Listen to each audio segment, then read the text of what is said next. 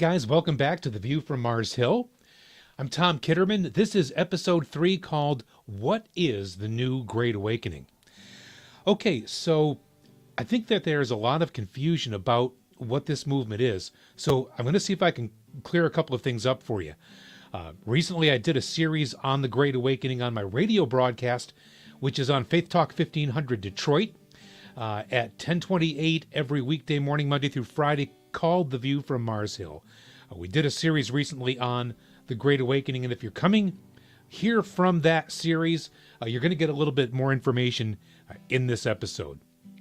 Now, I think there's some confusion among Christians who think that the Great Awakening promotes itself as a religious movement. But it's not that. We're going to talk about what it is. But first, a little bit of historical background. The original Great Awakening occurred in the American colonies in the 1730s and 1740s, and it was led primarily by an itinerant preacher from England named George Whitefield. Now, Whitefield's preaching accomplished a lot of things in the churches here in the colonies. During that time, things were pretty stodgy. If you were preaching at one of the mainline Protestant churches, what you'd basically do on Sunday is you would read out of a theological text. And it was pretty dry and pretty boring and pretty lifeless. And a lot of what went on in church life back then centered around, pomp and circumstance and pageantry and tradition and the trappings of religion, but it didn't really have much of a relationship to Jesus Christ as its focus. George Whitefield came along and changed all that. Whitefield's preaching convicted people of sin and showed them that they needed Christ to be redeemed from their sins. Now, the result of that was a couple of things. First of all, when people started becoming aware of their own brokenness, of their own need for a Savior, religion became a much more personal thing, and people began getting saved in the American colonies. And I'm saying saved in the sense that a born-again Christian would use that term today. People started actually putting their faith and trust in Jesus of Nazareth for their salvation. So that was a remarkable change. It also led to a change in preaching styles among the other preachers in the mainline denominations. They all started to preach Christ as people's personal Savior, taking it out of the theoretical and into the personal realm, so that people started to really relate to the Christian faith. And the third thing that it did was it created a desire in people for religious liberty. Now again, think this is in the 1730s and the 1740s, and that desire for religious liberty paved the way for the American Revolution, because the founders of this country were all affected by that first Great Awakening. So that was the original meaning of the term. By the way, historically there have been a couple of more awakenings since that first one in the 1730s and 1740s. But generally speaking, when people refer to the Great Awakening, that's the one that they're talking about. So this new movement is not so much about religion, although it seems to be odd that a lot of people who are in this movement are also people of religious faith. But it's not a religious movement. It's kind of difficult to begin to describe. So let me try to put it to you this way. You may or may not have seen the movie The Matrix. Now, I'm surprised continuously by the number of people that I talk to about this who've never seen the movie. I live in the geek universe where everybody has seen The Matrix. Okay, so maybe you haven't. And spoiler alert, I'm going to give you the basic plot outline right now, so here you go. In this movie, a character named Neo, played by, what's that guy? Keanu Reeves. Neo is a young man who has kind of a rich life in the cyber world. And some strange things begin to happen to this young guy, and which leads him to meet this other character in the movie named Morpheus. Morpheus is played by the actor Lawrence Fishburne. And at one point in their interaction, Morpheus is trying to explain to Neo that he's been living in a fantasy world. And what he does basically is he holds out two hands and opens them up. One of them has a red pill in it, and the other one has a blue pill in it. And Morpheus offers Neo the choice. He says, look, you can take the blue pill and just go back to your old life and you're going to forget this conversation ever happened. Or you can take the red pill, and if you do, everything will change forever and you're going to know the truth. Well, of course, what happens is Neo takes the red pill and off he goes. And here's what is revealed after he takes the red pill. What's revealed is that the human race has been reduced to providing a power source for robotic creatures, and not really only robotic creatures, but creatures who only exist in a cyber world.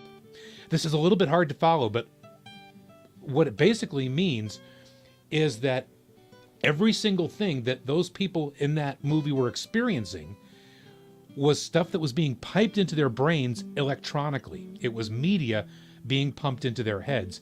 They had no awareness at all of the real outside physical world around their bodies. In fact, they were all being kept in these little pods where their energy could be harvested and given to these other robotic creatures who existed in the real world, and who were causing these people to be harvested like so much cattle. So that's the premise of the movie The Matrix, and the premise of the movie of the Great Awakening movement is really pretty much the same. What the Great Awakening seeks to tell you and to show you is that almost everything around us in our culture, in our world, is manufactured, it's set up, it's an illusion, and nothing at all is really what it seems to be. So you'd ask, well, how could that be? How can that happen? The basic premise is this, that for hundreds of years, if not maybe thousands of years, for many, many years, there's been a group of people in this world, a very small cadre of families, who have been controlling human destiny. And the way that they do that is primarily by controlling the money supply. Now, this sounds like a conspiracy theory, and of course, this is what the movement gets called by the mainstream media. It gets called a conspiracy theory.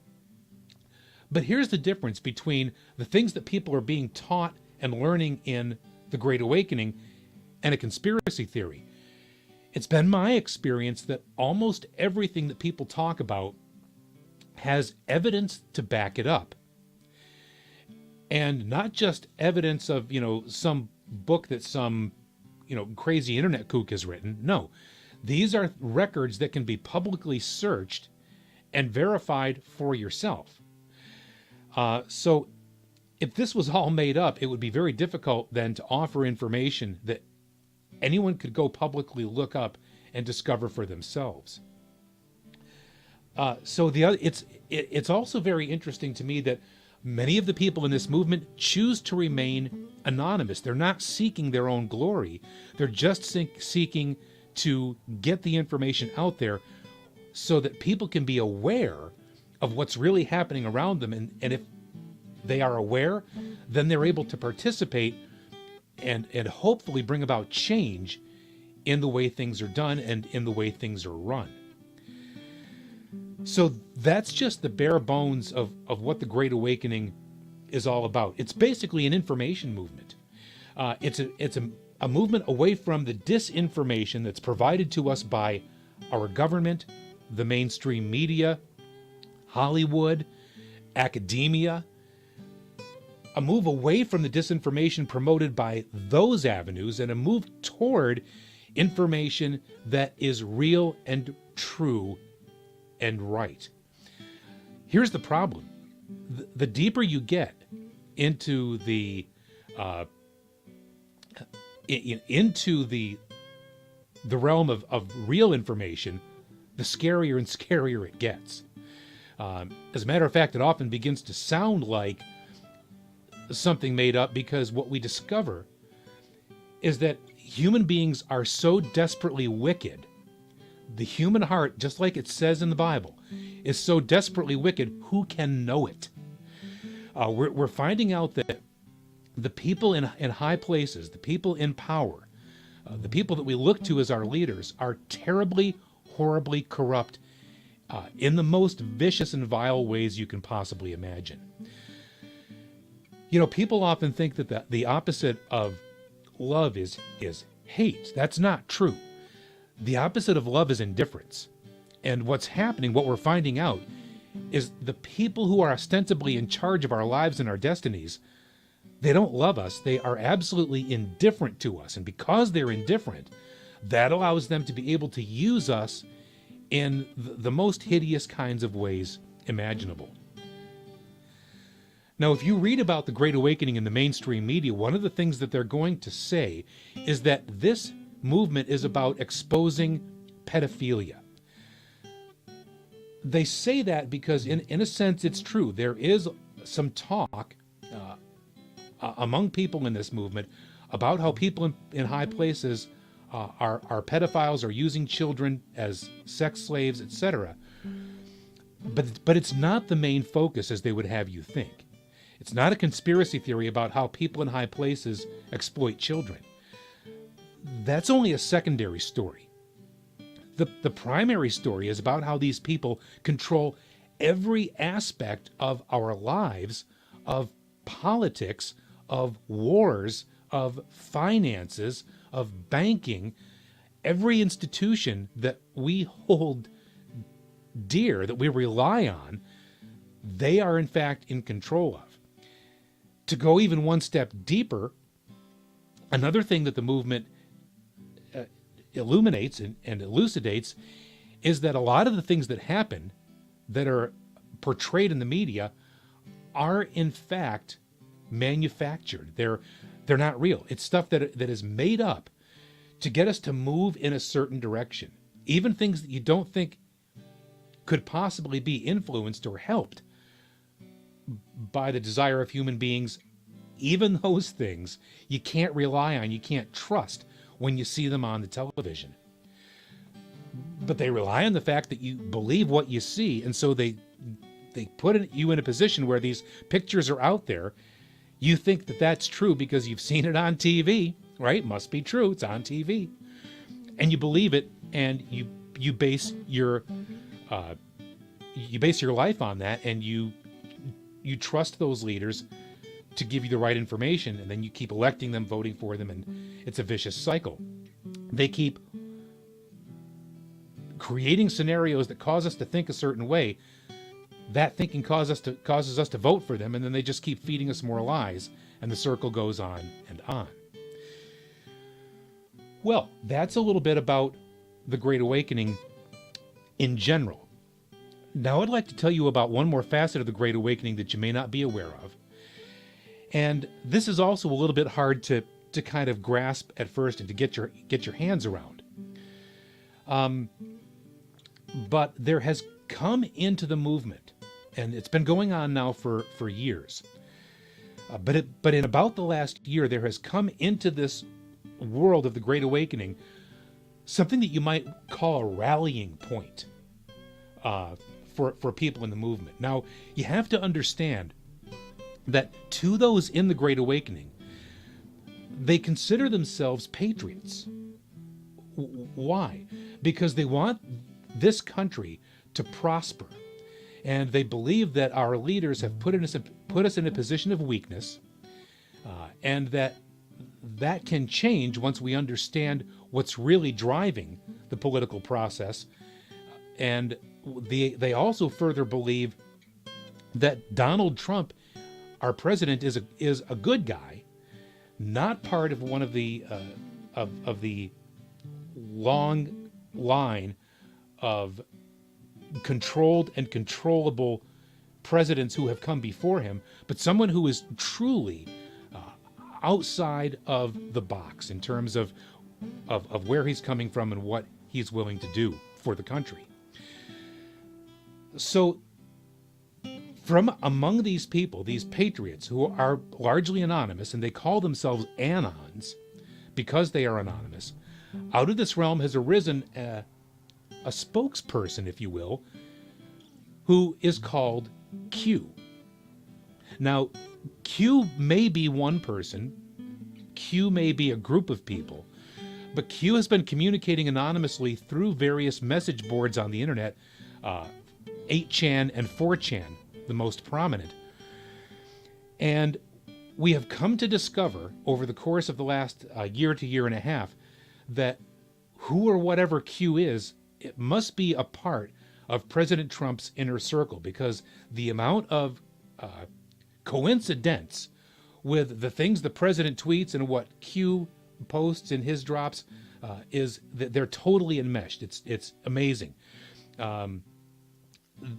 There is clearly some synchronicity going on and some interplay between the president and Q. We're going to be talking more about Q in the next episode, but I see I've gone over my 15-minute marker here. So if you're intrigued about this, please come back again. Leave some comments in the comment box. I would also encourage you, if you're interested at all in this material, please share it and like it as well. That helps me elevate my content in the YouTube search engine. Also, if you're interested, please subscribe to my channel and hit the bell for notifications so you know when we create new posts. That's it for now. We'll see you next time. Thanks for being here. I'm Tom Kitterman. Take it easy. Bye-bye.